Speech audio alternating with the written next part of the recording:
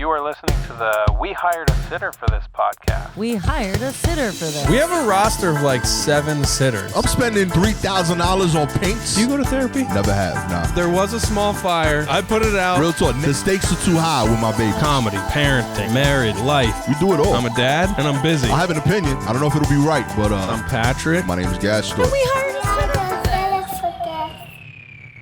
What is up, everybody? Welcome to episode 172 of We Hired a Sitter for This, except this is not a we episode, it's a me episode. Have you been to one of these before? They get weird. I get off the rails. I start admitting to things I shouldn't admit to on this podcast, but here we are.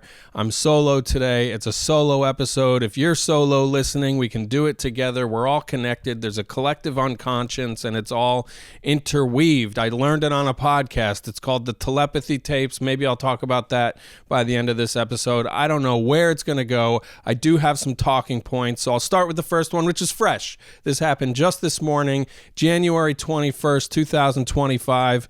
We're all getting ready in our 750 square foot apartment. It's 4 of us. There's 4 of us, but 3 of us are human. So that gives us each about 250 square feet to play with separately in the morning while we're all doing morning routine. I'm in the kitchen. I'm doing lunchbox, I think. I'm setting up the lunchbox. I'm making breakfast. I'm doing stuff. I can hear my voice through my headphones. I feel like I should lower the headphone volume, which I'm going to do. Can you see my butt crack right now? I don't know if you can. Yeah, I'm not monitoring the sound. I hope it's coming through okay. I'm a one-man band today. I got texts coming in. I got people texting me, but I got to keep going. I'm working here. I'm working. This is work. Is this work? I don't know. Where am I hearing that sound from? Check. Is it still the headphones? Hello. Maybe I'm just reverberating through the speakers. Is the camera? Maybe there's a camera. Hello. Yeah, the camera. The camera is playing audio, so I'm going to... What's crazy about cameras these days is they have a Bluetooth app. Headphone level. Speaker level. That's crazy you can have a speaker level. All right, I lowered it on the app. Are you familiar with the Blackmagic Bluetooth app? You can control the camera remotely, and if I can control this camera remotely from my phone, they're controlling all the cameras, and they're watching us. They're out there, and who's they? Could be anybody. Could be the government. Could be your parents. It could be the aliens. It could be future us. That's a big theory that's going around, is that if we are in a simulation, if this is the Matrix, it's our descendants. Our descendants are replaying lives that they were curious about so that they could see how their relatives lived. So like, I think I would do that. Like if I could go on my computer on a website, like this could be 23andMe in the future. Who knows? Go on 23andMe and I say, I want to see how my great grandmother lived in the cave times. How many villagers was she banging? I want to see all the details. Give me everything. And the computer says, okay, starting simulation. That simulation stimulates. It simulates and stimulates. It starts up, and you get to just observe how your ancestors lived. I think we would all do it, right? So maybe we are being viewed and watched and surveilled by our descendants for entertainment purposes. I mean, Ross has been watching Real Housewives of New York. Those are real people that we're just essentially spying on for entertainment purposes. Why wouldn't we do it to ourselves? Where was I? This morning, January 21st, 2025, episode 172, keeping it current. It's coming out tomorrow on January 22nd.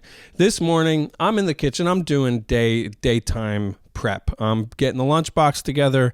I think I'm making her Franny's breakfast. We got a 4.5-year-old named Franny.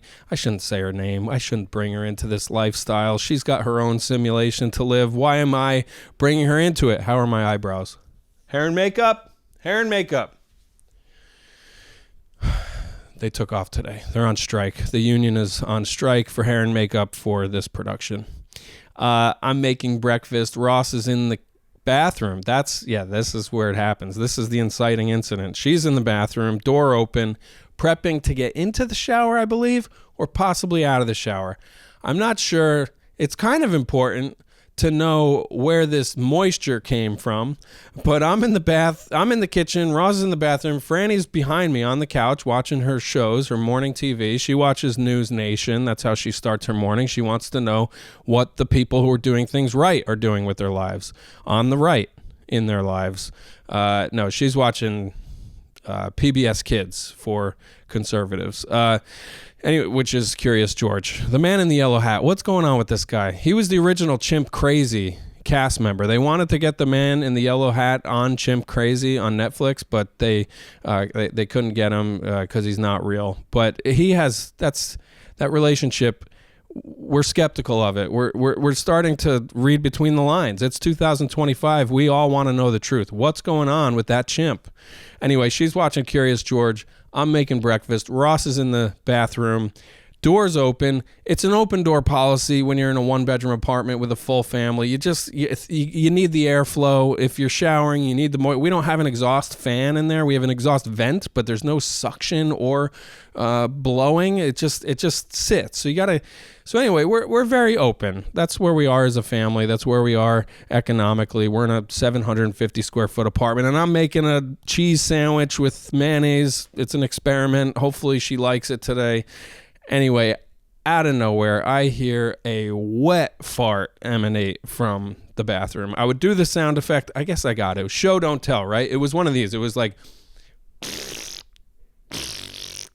you know, when you get some moisture under your lips to do it, because you got to hear the slappy sounds. There's like slappy flesh going on in there.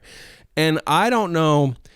I just thought she ripped one, and that's fine. It did sound more cartoonish than usual. It did occur to me that maybe it was a front fart. If you don't know what a front fart is, there's a word for it. It starts with a Q, ends in an F, and the F is for front fart. I thought maybe it was that, because sometimes post-shower, I've heard with women that there's water in places and a vacuum situation happens and things release, and that, of course, would create some flappy fart sounds. And that sound happens. It goes, and I chuckled under my breath, but then I made a sound effect. I went,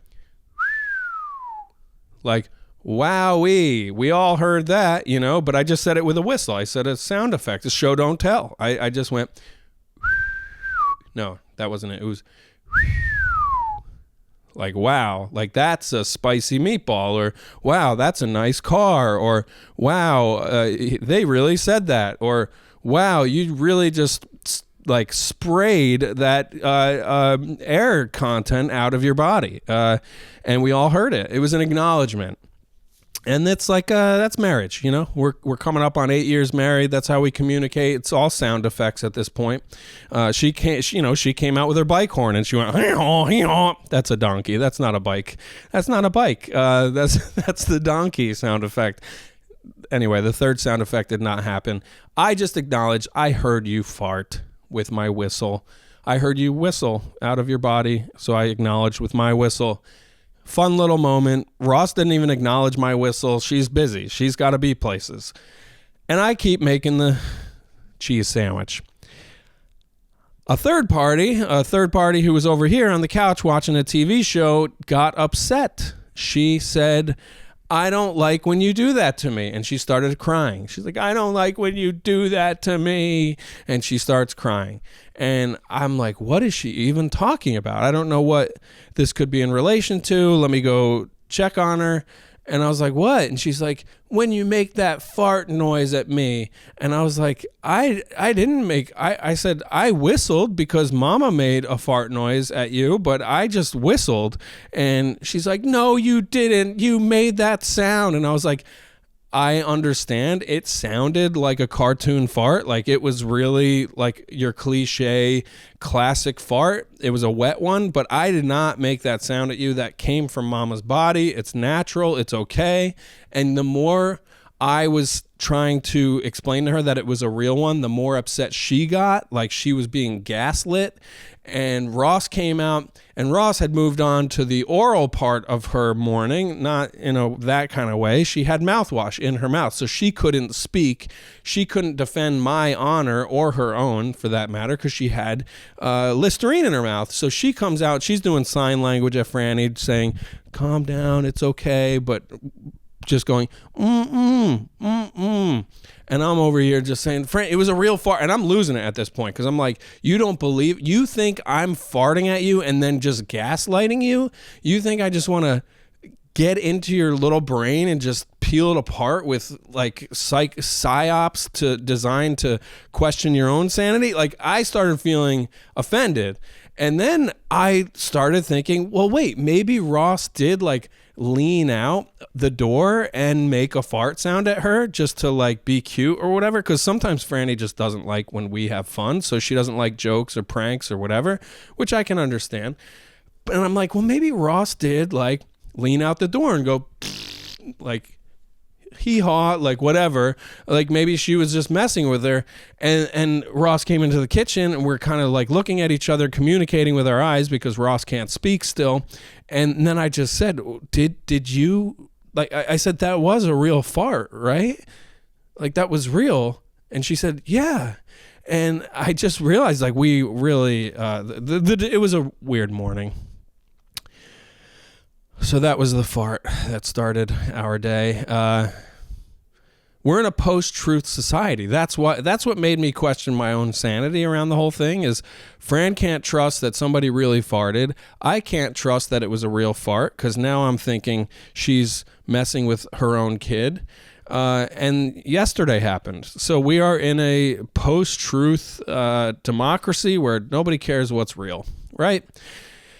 Anyway, here we are. We hired a sitter for this, episode 172. I'm alone. I got a few things to talk about. Inauguration was yesterday. We just sort of disassociated from it. We had a busy day. We ran around Brooklyn doing stuff, having some fun. Franny got a new haircut. I'll share this. I just came back from the book club meeting. I go to the meeting for the alcoholics, and it was a great meeting. And but I'm like comparing myself to a neighbor right now. I went down to the basement to get my bicycle, and I could see in the gym there was a man on a treadmill walking, and I said, that was me the other day on Sunday. I went for a nice long walk on the treadmill, highest incline possible, lowest speed possible, for the longest amount of time I could stand. I was on there for 45 minutes. I watched an episode and a half of The Old Man on Hulu with Jeff Bridges, and I could feel it. I was sweating. I'm saturating my t-shirt. I'm moving my body finally for the first time. And around the 40-minute mark, I'm like, my legs feel weird. I should get off this thing and do a couple curls. So I get off. I do some curls. Feeling good. Got a sweat. Came up here. Showered. Whatever. This morning, 8:45, I go get the bicycle to make it to a 9 a.m. meeting, come back at 10:15 from that meeting.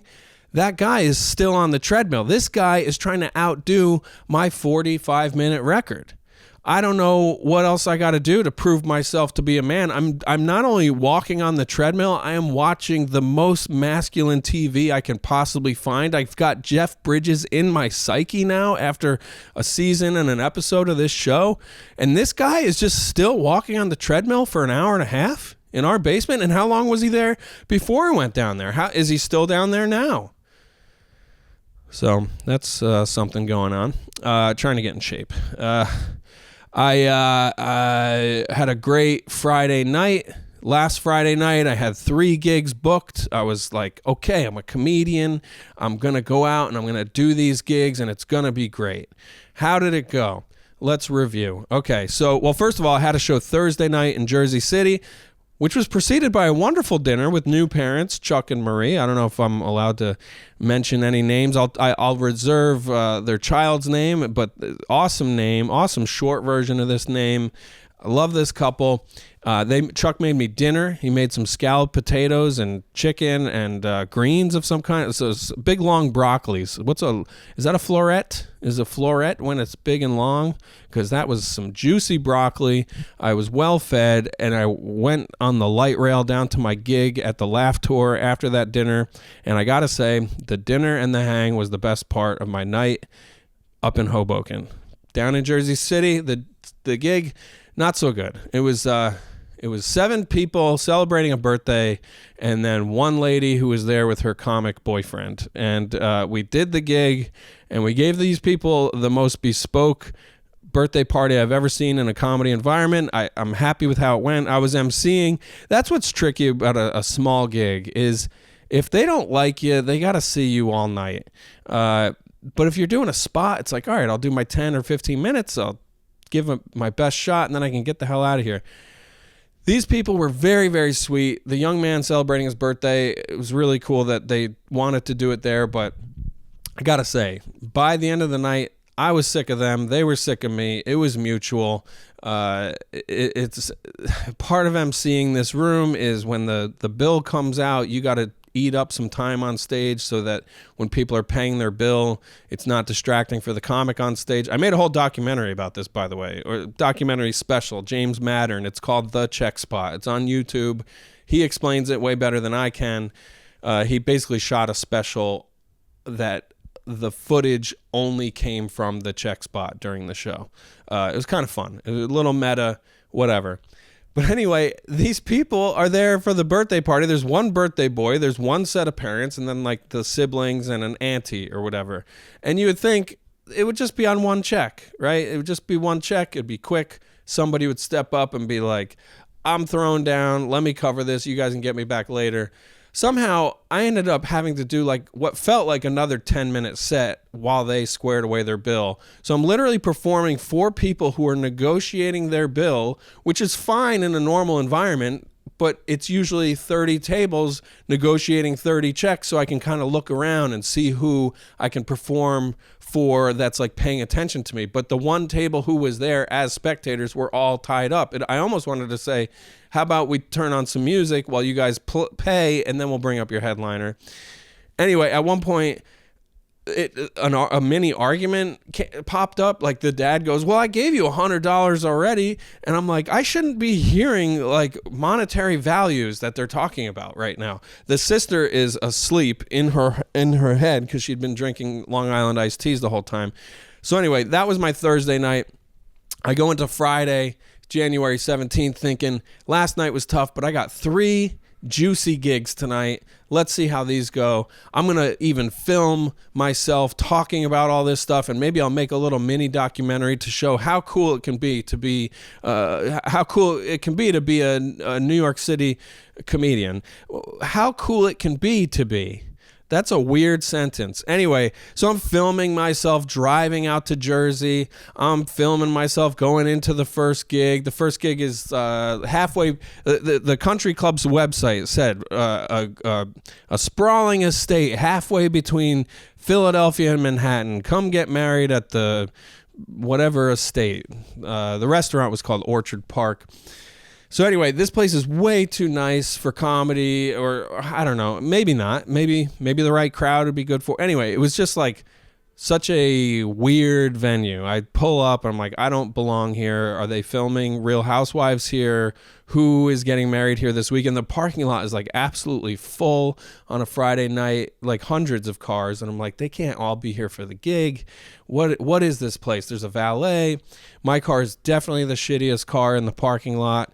And I go in, and the show is in this little conference room. The guy says he sold like 45 tickets, and I'm like, okay, this is fine. I'll have fun. Like I've had a string aside from that Thursday night show. I've felt very competent in the last like several shows I've had. I'm like, I'm going to just get loose and weird and have a good time. It's in like a little conference room in this hotel lobby. And in the lobby is a piano and a guitar player, and they're just letting it rip. They're singing all the old white people classics. People are having a good time. There's a bustle. There's a hustle and a bustle in the lobby. And then you go into this closed door conference room that is just gray. It's gray walls that are built to absorb sound. There's literally sound insulating material on the walls. There's chandeliers. There's no spotlight. And the producer brings in a brick wall, like a fake brick wall on a pull-up tarp thing with his like branding and logo on it. And the ballroom looked cool. Like it would have looked cool on its own with some like colored lights splashed on the wall and a spotlight. You need a spotlight to make a thing feel like a show. This did not feel like a show. It felt like I was going to sell some timeshares. I was going to sell them on repaving their driveway at a lower rate. I don't know what I was there to sell something is what it felt like. And that's how they seemed to feel watching me. They literally all appeared to be looking at me like, we're not buying your bullshit.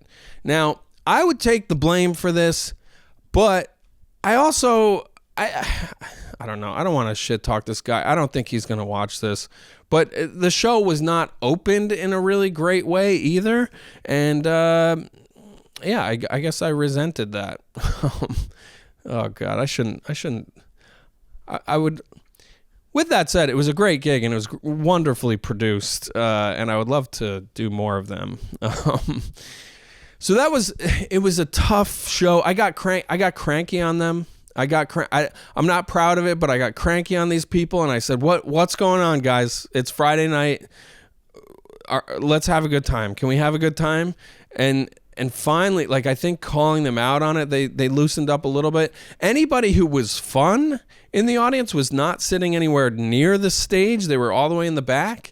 One person came up to me afterward and said, that was a great show. You're hilarious. That was amazing. And it was Bashir, who works at the hotel, this handsome guy who's around in a suit. He's from Haiti, it turns out. And I'm like, I wish you were there to just sit and enjoy the show. I could have used you up in the front row. But instead, I'm looking at people who appear to be listening to me describe different size and shaped caskets I can offer them for their dead relatives. They looked morose in the front row. And then there was another table of fun people. They didn't turn their chairs around, though. It was just very, very challenging. So that was the first gig Friday night, the one I was getting paid for. I got $150 to do 25 minutes. I ended up doing, I think I did 30 minutes just because I was fighting for him the whole time. I should have just given up, to be honest. I've seen that now where like, and if I'm producing the show, I light the comic on stage and I see them just switch to like, okay, how do I get off stage as soon as possible? I've been like closing this longer set with a story, so I'm like, I want to give them the whole story. It's got a big ending. So I get the light and I go into a 5-minute story, which is what I requested, by the way. I'm not getting a 1-minute light and then doing 5 more minutes. I said, light me when you want me to end in 5 minutes. And that's what happened. And so maybe he lit me late. I don't know. But I didn't cut and run, and I feel like maybe I should have. Maybe it's time in my career where if I'm not having any fun, don't force it on them. So anyway, I do that set. I leave. I pound a brownie and a cookie, like, you know, those sad hotel conference cookies. It's like, is this even butter in here? When was this baked? Was it this year? Was this late December 24 that these were made?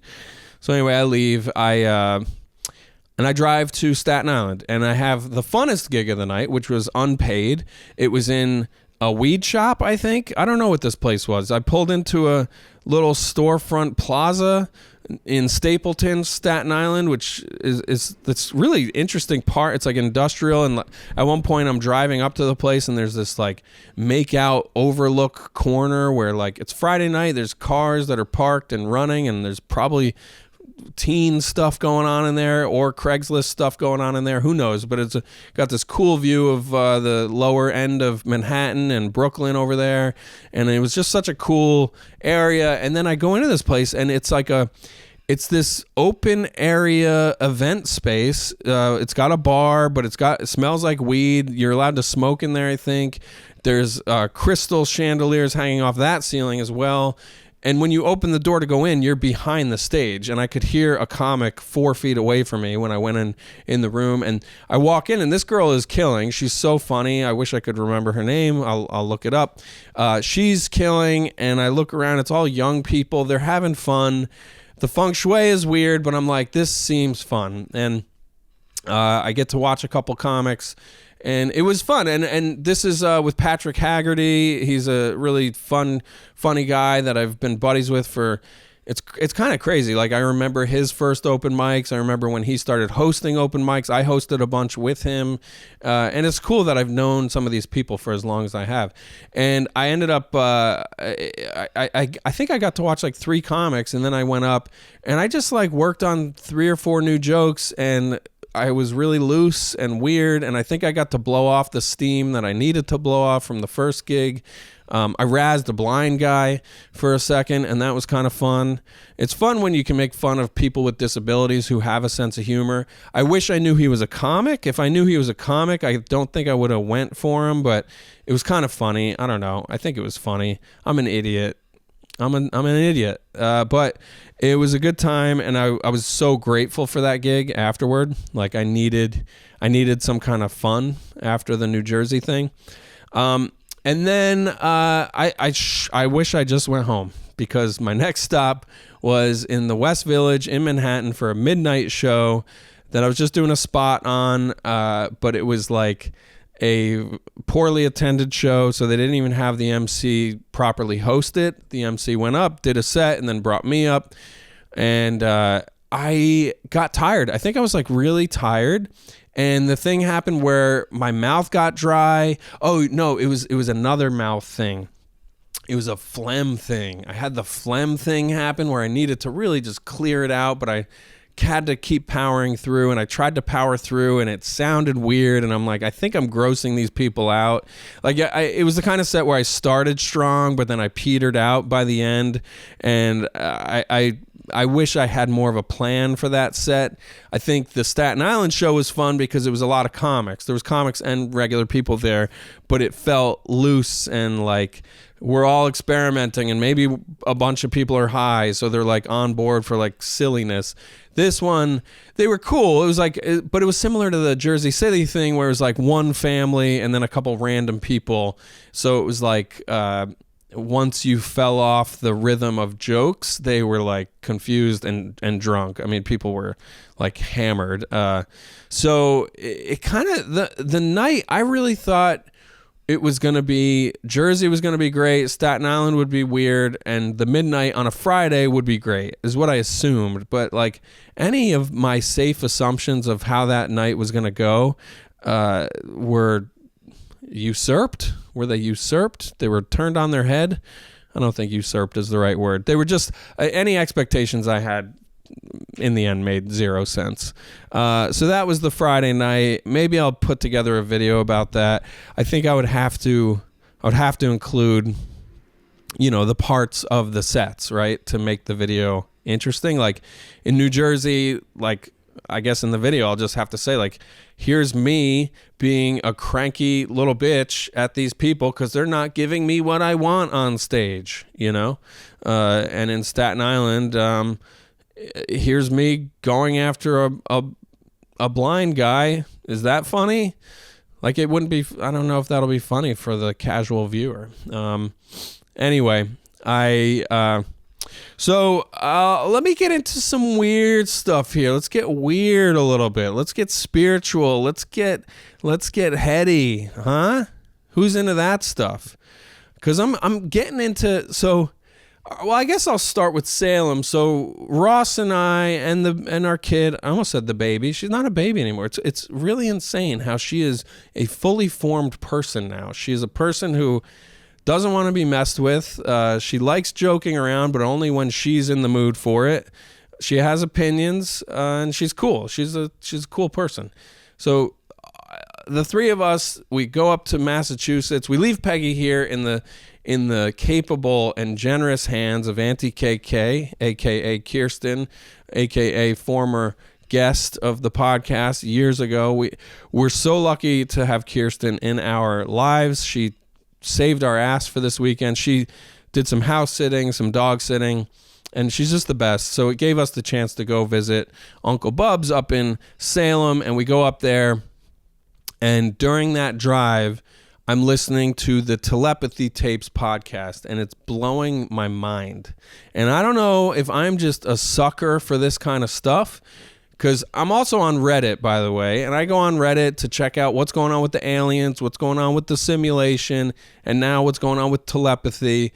And the skeptics are loud on there. The skeptics are just like, you're an idiot if you believe any of this stuff. You're being taken advantage of. None of this is possible. Science is real. This is not. And I've gone through this with like past live stuff. I'll never forget in early sobriety, somebody said, you got to read this book. It's called Many Lives, Many Masters. And I read this book and it blew my mind. I'm like, I believe it. I feel it. I do think I've been here before, and we're here to learn something in this lifetime, and we'll just be reincarnated again. I like that stuff. I like crystals. I like vibrations. I like praying. I like meditating. I like the idea of God. I like when synchronicities happen. I like when coincidences happen. I like the feeling of the hair on the back of my neck standing up. Ross and I was trying to remember this with her recently. We went to an intuitive reading once. We sat in a circle with a bunch of strangers, and this psychic medium person kind of talked about past life regression, and we got into all these topics, and she did some visualization stuff. And at one point we're sitting there with our eyes closed, and she said, imagine the angels are here, blah, blah, blah. I can't remember exactly what happened, but I remember the sensation was the top of my head being removed and the top of my brain being tickled by something. And it felt like pure light was hitting me on the top of the brain. And it felt really nice, and it felt crazy and weird. And I didn't see anything. I didn't like learn anything or whatever. It was just like this nice sensation, and I just never forgot it. It felt so specific and real that I haven't forgot it. So I guess I don't know. I'm mentioning that here, but this podcast,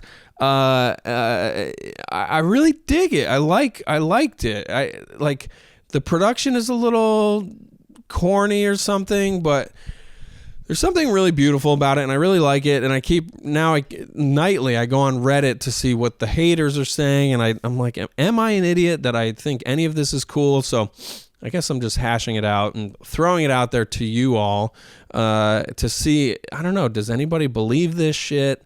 Because I like the idea that, because it comes back to this idea repeatedly in the podcast that we are here to love. Like, the purpose of life is to love each other and take care of each other, and we're all connected, and we'll do this repeatedly in life, and that just sounds nice to me. And but I'm getting into some wacky stuff, like thinking about it. Like, so one of the big ideas is that there is a telepathic place, like not a physical location, I guess telepathic location, like a dream world, unconscious space. There's a void. There's a magical place where people can meet telepathically out there somewhere. And the people who can access it right now are non-speaking autistic people. And that's how, and this whole podcast starts with discovering that some autistic people can communicate telepathically, or they can view things through their mother's eyes, or they can know things about you without you telling them, and yada yada yada. It's sort of controversial, so I don't even know. There are some people on Reddit who are nonverbal autistic people who say this podcast sucks because it makes people look at me like I'm some kind of clairvoyant miracle when I'm not, and you can't look at us all like we can all do this, which I feel for those people, because now I'm like, who do I know that I can get more information from, you know? But I don't want to do that. But anyway, so it gets really into these people describe this place where they meet and they learn from the angels and teachers, and these are things that came up in the Many Lives, Many Masters book about how there are these like great spirits who are like the big dogs in these worlds, where our whole point as humans is to have this, there's this idea of like, I am not a human having a spiritual experience. I am a spirit having a human experience. So like, I am a spirit and I'm in this meat puppet for 80 years if I'm lucky, and the purpose is to have this reality-based experience with my body and relatives and life and sadness and happiness and struggles and challenges. And then as I go up the next path, I can use those experiences in the spirit realm, or perhaps for another human lifetime, or maybe an animal lifetime, who knows. But the point is to experience and collect data and then bring it to the next thing. And I don't know. I just think I dig that, because I'm scared of real reality. Like, I think there's a lot of stuff going on that I feel so powerless about, and I feel so crummy and negative. There's a lot of negativity, and I like to think that no matter how negative the real world is, with these other things happening, these bigger things at play, we can all hopefully aim toward doing better. If that, I don't know if any of that makes any sense. I guess I'm just sharing that I'm really turned on by this stuff right now, and I'm excited by it. I don't know if it's, I guess I don't know if it's real. And does that matter? I mean, people really can lose it over this stuff, lose a connection with reality, but whatever. And with that said, so now, like, the other thing I've been interested in is like the aliens. Like, so on Reddit over the weekend, the alien community are like, there's going to be a big disclosure. Disclosure is coming. It's finally here. And disclosure refers to like the government finally saying like, okay, we've been seeing UFOs for years now, and we did in fact recover bodies, and we do have technology that is not from here. But there was this huge announcement the other day, and it was just like video of an egg-shaped device or vehicle being retrieved, and it's hard to tell what it even is. And so now there's all these people that are like, this is more bullshit, it's more breadcrumbing that they're doing.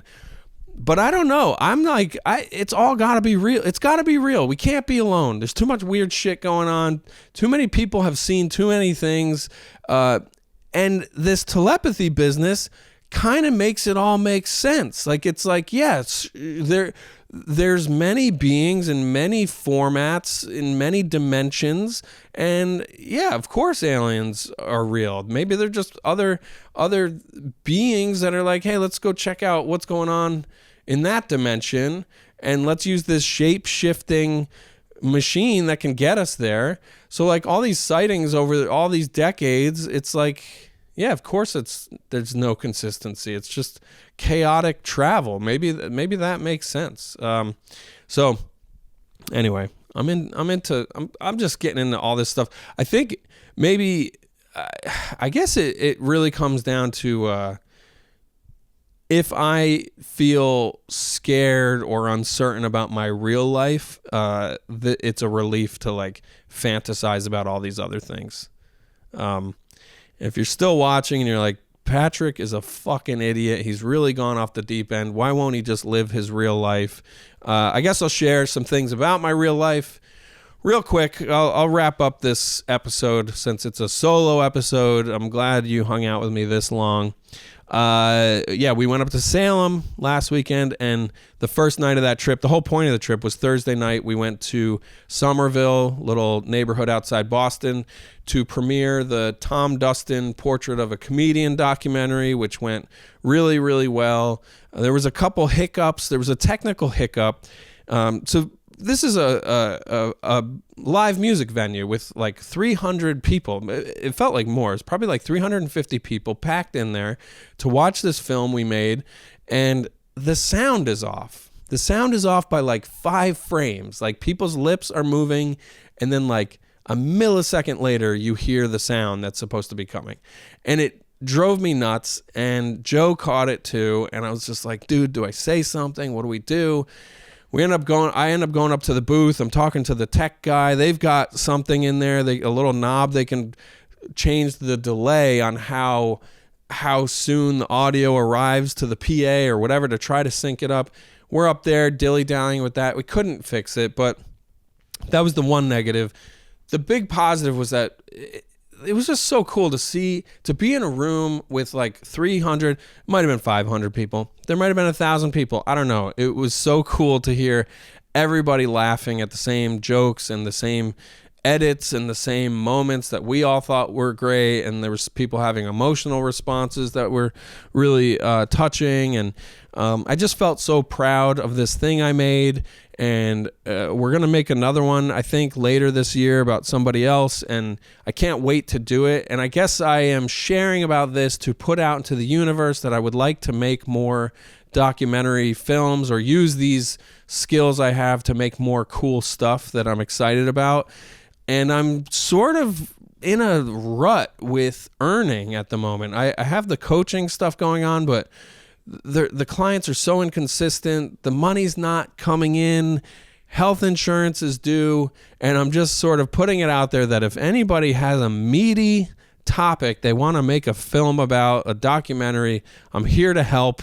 I want to work. I want to earn. So let's do something. God, that feels pathetic to say out loud.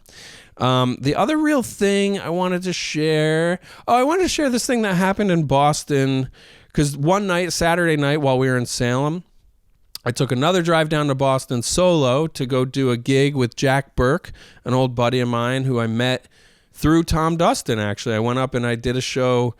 I had colleges or something and up in that area, and I ended up talking my way onto a gig of Tom Dustin's in Boston, and Jack Burke was emceeing. That's how we became friendly. So I've known him that was probably 5 years ago. Anyway, I messaged him. I said, hey, I'm in the area. Do you know anybody? Or no, it was at the premiere. He was at the premiere Thursday night, and he said, hey, I got a show Saturday night if you want to do a set. So I said yes. I go down to the Summer Shack in Cambridge, and that was probably the last best show I've had. Yeah, so that was, I guess, like a week ago now, 10 days ago now. Yeah, that was my best show in the last handful of shows I've had. So fun. I loved that room. I love Jack. He's so sweet. Oh, this is what I keep thinking about. I've been thinking about this a lot with how, and I guess this kind of plays into our purpose is to love message of this episode. Comedy can be pretty negative or pretty harsh. Sometimes it's just harsh. Seinfeld has a famous soliloquy about the brutality of comedy. Like, you just fail repeatedly. You fail one night, you go try again. It's failure. You get beat up on stage. They don't like it. It's rejection, yada, yada, yada, which is all true. And I've experienced it a lot lately. But Jack opened the show. He's so funny. He's a pro. And then he brought on a new comic who was just doing 5 minutes.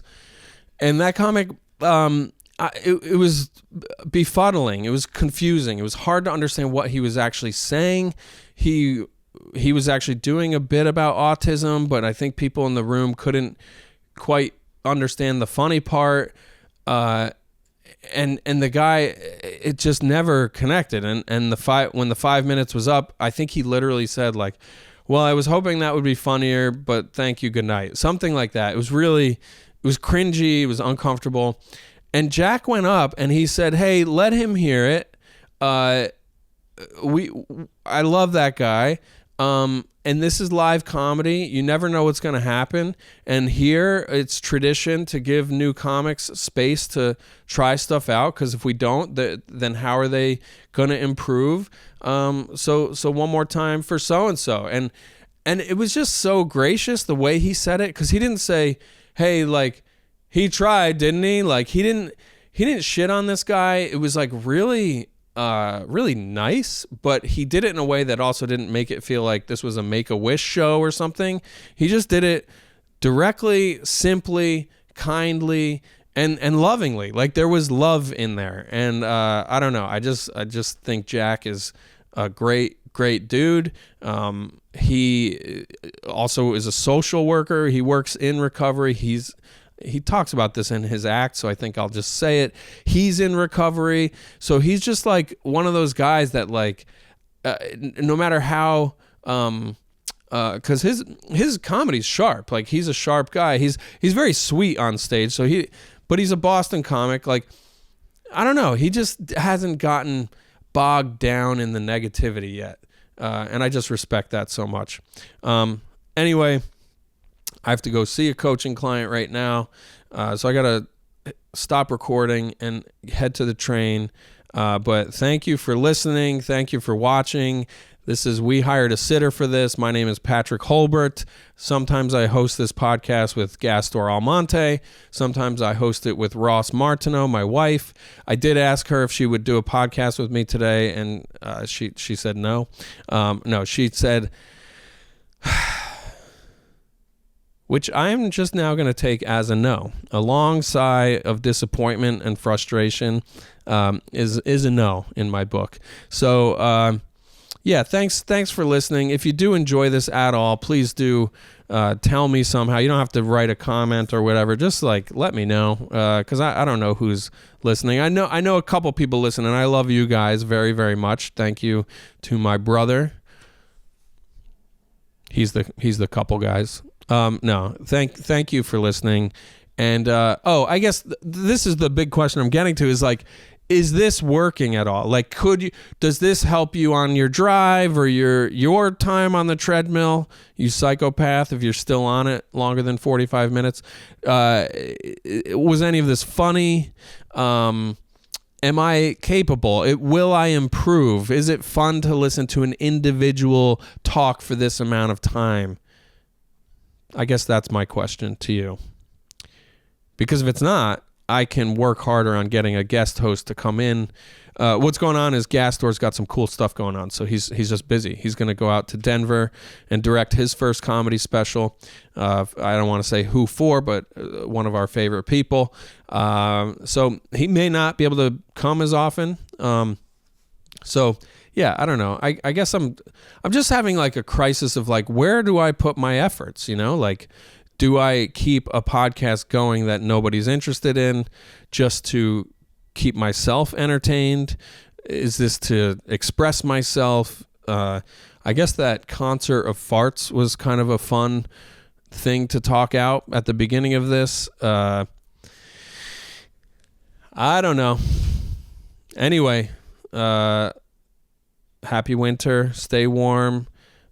If you didn't like how Inauguration Day went yesterday, I think we're going to be okay. If you did like how Inauguration Day went yesterday, I think, I hope you're going to be okay. I'm going to love you harder. I'm going to try to love more. I've really gone off the deep end here, haven't I? Marianne Williamson has taken control of my body. All right. I'll see you all next time. Bye-bye.